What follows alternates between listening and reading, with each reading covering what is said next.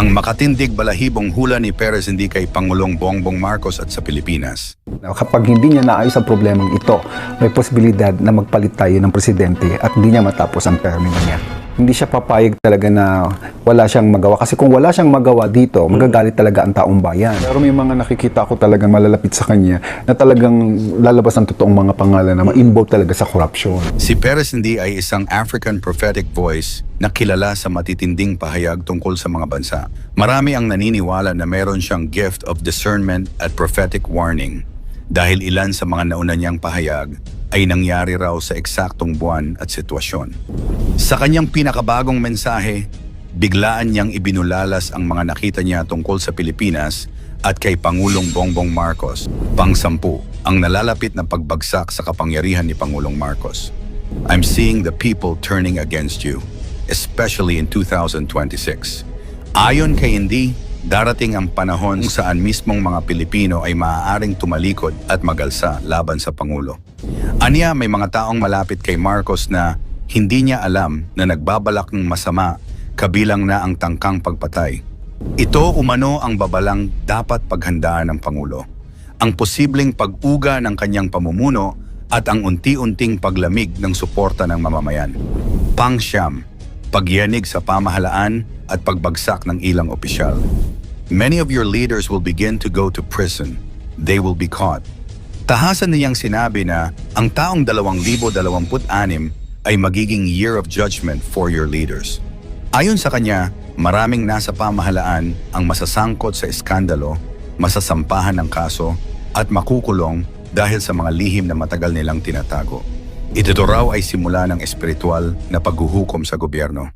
Isang malawakang pag-uga ng kapangyarihan sa mataas na posisyon. Pangwalo, masidhing paghuhukom laban sa katiwalian. If you know you've corrupted the people's money, just repent before you get exposed. Diretsong sinabi ni Indy na may mga opisyal sa gobyerno na sangkot sa mabibigat na katiwalian at lihim na kulto.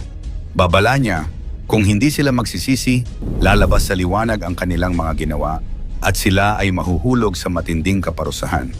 Para kay Indy, ang corruption sa Pilipinas ay isa sa pinakamalaking dahilan kung bakit darating ang mga sakuna at pagyanig sa bansa.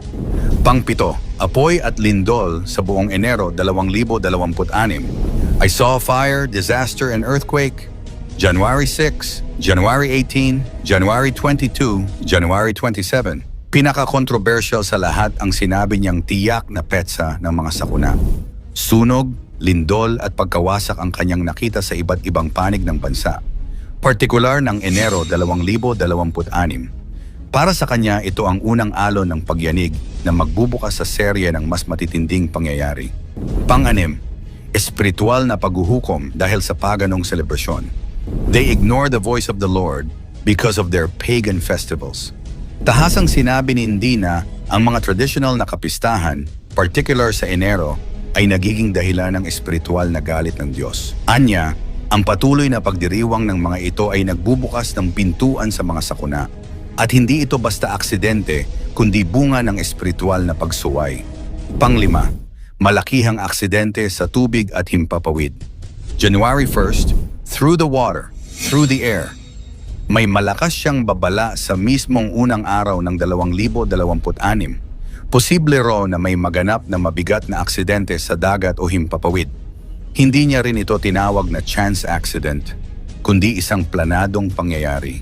Pang-apat, pagsiklab ng apoy sa isang higanting gusali sa Maynila. This mega building, catching fire. Nakita raw ni Indy na isang napakalaking gusali sa mismong kabisera ng Pilipinas ang matutupo.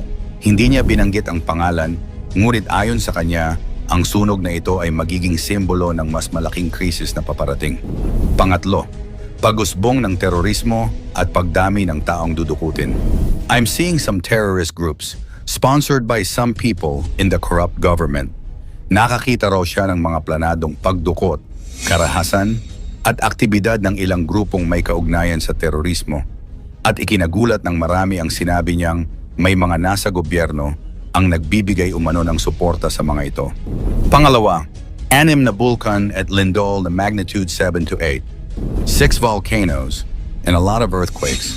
Para kay hindi 2026 ay hindi lamang taon ng sunog, kundi ng serye ng pagputok ng bulkan at malalakas na lindol.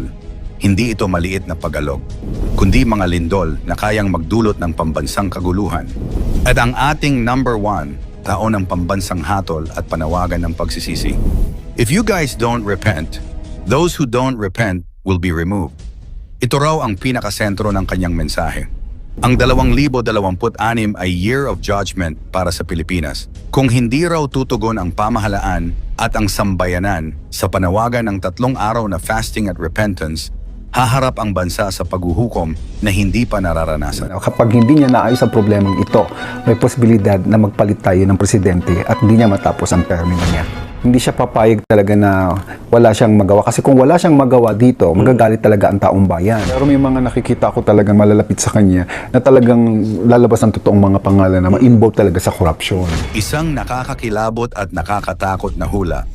Tatalakayin natin ang mga matinding pahayag ni Jovi Vargas, isang kilalang manghuhula sa Pilipinas. Ayon sa kanya, may mga pangyayaring magpapaigting ng kaguluhan sa politika, lipunan, at mismong kapalaran ng bansa. Kaya huwag na nating patagalin, narito ang 10 na nakakakilabot na hula ni Jovi Vargas para sa Pilipinas. Pang-10, mga artista sa politika. Ayon kay Jovi Vargas, mas marami pang artista ang papasok sa mundo ng politika. Mula sa mga komedyante hanggang sa malalaking pangalan sa showbiz, inaasahang sasabak sila sa eleksyon. Nakakakilabot isipin dahil maaring maging katawa-tawa ang politika. Pero sa kabilang banda, posibleng lumakas ang kanilang suporta mula sa mga tagahanga. Pang-9, bagong skandal na lalabas. Hindi pa natatapos ang mga issue, may panibagong skandal na ilalantad. Ayon sa kanya, ito ay may kinalaman sa pera. Money-related ulit at posibleng mas malaki pa kaysa sa mga naunang eskandalo. Nakakakilabot dahil ito raw ang magpapabigat lalo sa tiwala ng taumbayan sa pamahalaan. Pang-8, hustisya at investigasyon. Binanggit din ni Vargas na kahit ang pinakamakapangyarihan, kabilang na ang mga kamag-anak ng Pangulo, ay hindi makakaligtas sa investigasyon. Nakakakilabot isipin kung gaano kalalim ang paglilitis na ito, na posibleng magdulot ng pagkakahati-hati sa mga opisyal ng gobyerno mismo. Pang-7, galit ng taong bayan. Habang tumatagal, dumarami raw ang naipong galit ng mga Pilipino. Sabi ni Vargas, may isang babae na lalabas at mangunguna sa isang malaking kilusan laban sa katiwalian at pang-aabuso. Siya raw ang magiging simbolo ng paglaban ng taong bayan. Pang-6, Golden Age of Corruption. Pinangalanan pa mismo ni Vargas ang kasalukuyang panahon bilang Golden Age of Corruption. Napakatindi raw ng mga anomalya na halos lahat ng antas ng gobyerno ay may bahid ng katiwalian. Nakakakilabot isipin na baka ito na ang pinakamadilim na kabanata ng ating kasaysayan. Pang-5, Transition President. Ayon kay Vargas, posibleng hindi matapos ng Pangulo ang kanyang termino. Maaaring magkaroon ng Transition President bago matapos ang kasalukuyang administrasyon. Isa itong nakakakilabot na senaryo dahil magdudulot ito ng kawalan ng katiyakan sa bansa at posibleng kaguluhan sa ekonomiya at politika. Pang-4, mga senador at kongresista. Pinangalanan din ni Vargas ang ilang personalidad na magkakaroon ng malakas na papel. Chis Escudero, magiging malakas ang impluensya. Joel Villanueva, may laban na haharapin. Jingoy Estrada, babalik sa kontrobersya. Grace Poe, may malinis na imahe pero sasabak sa matinding laban. Vilma Santos at Ralph Recto, may malaking papel sa politika. Bato de la Rosa, haharapin ang kanyang mga sariling issue. Salceda at Romualdez, lalong sisikat sa politika. Nakakakilabot dahil malinaw na mas lalong lalalim ang hidwaan sa loob ng Senado at Kongreso. Pang-8, mga rally at protesta. Magiging mas malakas pa raw ang mga kilos protesta. Hindi lang simpleng pagtitipon, kundi posibleng kasing lakas ng people power ang mangyari. Ayon sa kanya, mas marami pang Pilipino ang lalabas sa lansangan para ipaglaban ang kanilang karapatan laban sa katiwalian. Pangalawa, posibilidad ng pagbagsak ng Pangulo direkta niyang sinabi. Kung hindi maayos ng Pangulo ang mga problemang ito, may posibilidad na hindi niya matapos ang kanyang termino. Isang nakakakilabot na hula na nagdadala ng malaking tanong. Handa ba ang Pilipinas sa isang biglaang pagbabago ng liderato? At ating number 1, kapalaran ng Pilipinas. At ito na ang pinaka-nakakatindig balahibo. Ayon kay Jovi, ang hinaharap ng Pilipinas ay alanganin. Kung tuluyan ngang bumagsak ang kasalukuyang pamahalaan, masusubok ang bayan sa gitna ng kaguluhan. Pero may liwanag dahil sa susunod-sunod na mga pangulo, sa ikatlong presidente pa, makikita ang tunay na pagbabago at pag-angat ng bansa. Ibig sabihin mahaba pa ang daan pero may pag-asa. Ang tanong, kaya ba nating pagdaanan ang lahat ng ito bilang isang nagkakaisang bayan? Tandaan, mangyari man o hindi ang mga hula, lagi nating tandaan na sa Diyos lang tayo magtiwala, hindi sa mga manghuhula. Ano sa palagay mo? Mangyayari kaya ang mga hula na ito o isa lamang itong kwentong bunga ng malikot na imahinasyon? Ikomento mo ito sa ibaba. Huwag kalimutang i-like, i-share at mag-subscribe. Maraming salamat at God bless.